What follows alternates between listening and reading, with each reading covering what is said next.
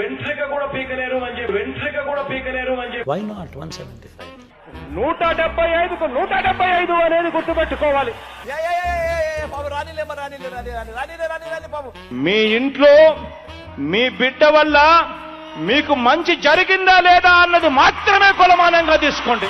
నా అభిమానం ఏమైందో, నా ఆప్యాయత ఏమైందో. మధుసూదన్ రావు గుర్తుపెట్టుకో, ఎల్లకాలం ఇలా మాదిరిగా ఉండదు. ప్రజాస్వామ్యంలో ఉన్నాం మనం.